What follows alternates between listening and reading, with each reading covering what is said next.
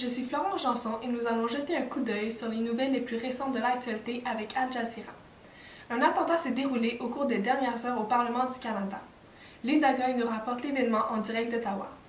Un homme armé d'un fusil a tiré sur un soldat lorsqu'il gardait le monument de la Première Guerre mondiale d'Ottawa avant de faire irruption au Parlement canadien où il a été tué à coups de feu par les policiers de la Gendarmerie royale.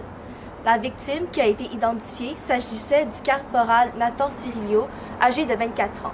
Le suspect serait Michael Zehav Bibo, un Canadien de 32 ans qui allait se rendre en Syrie selon les autorités. Le premier ministre Stephen Harper a annoncé que le Canada va être plus vigilant et va renforcer la sécurité. Le président Barack Obama est prêt à aider le Canada. Le FBI s'est joint aux autorités canadiennes afin de trouver si cette fusillade a une connexion avec le terrorisme.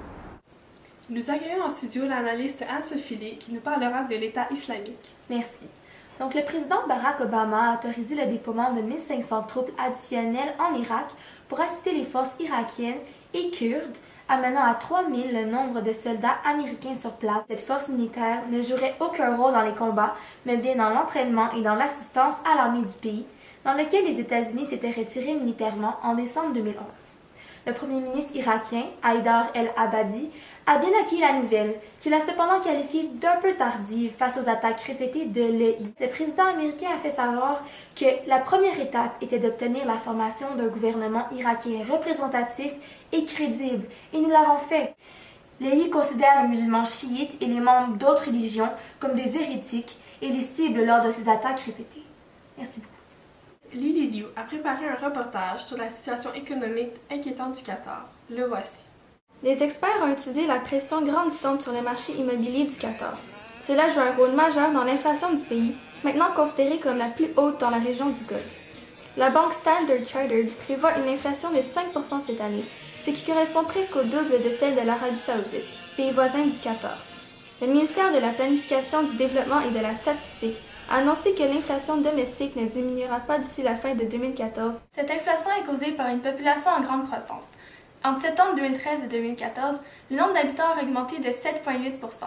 Cela a alors mené à une augmentation des prix du loyer, des fournitures et du transport. De retour à nos nouvelles locales. Les fans d'un certain artiste britannique seront aux anges cet après-midi lorsque la venue du fameux Ed Sheeran sera confirmée sur tous les médias sociaux. Cet auteur-compositeur, connu pour sa chanson The A-Team, performera le 3 mars prochain au Centre de convention nationale du Qatar.